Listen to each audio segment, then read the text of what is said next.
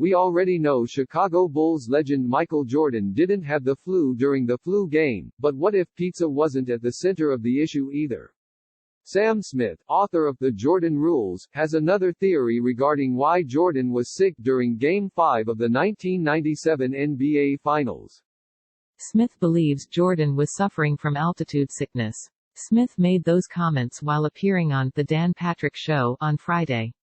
Smith, who was featured heavily during The Last Dance, says Jordan was traveling between Park City and Salt Lake City while in Utah. Smith believes the change in elevation caused Jordan to have altitude sickness. Park City is in the mountains, and has an elevation of 7,000. Salt Lake City's elevation is 4,226. Jordan's known symptoms could have been consistent with altitude sickness. According to WebMD, the mildest form of altitude sickness is similar to a hangover. Symptoms can include dizziness, headaches and nausea. Those who believe Jordan is lying about the flu game often suggest Jordan was actually hungover.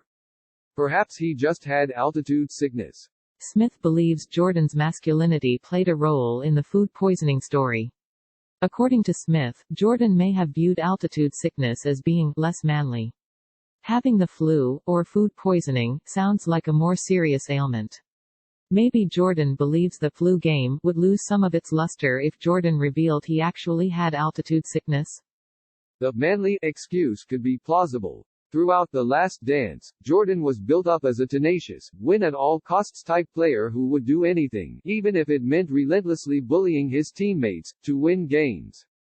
Jordan cared a lot about other players' physical and mental weaknesses, and may have perceived getting altitude sickness as a weakness. Dan Patrick quickly points out something about Jordan's story doesn't add up. For years, people have been content to accept Jordan was suffering from the flu that night in Utah. Sure, there were rumors that it wasn't really the flu, but the legend had become generally accepted at this point. Why did Jordan decide to alter the story over 20 years later? His food poisoning admission has only thrown more scrutiny on what really happened before Game 5 of the 1997 Finals. Jordan didn't have to open that door, but he did. Now, a whole new generation is trying to figure out whether Jordan is telling the truth about the flu game. More from Yahoo Sports.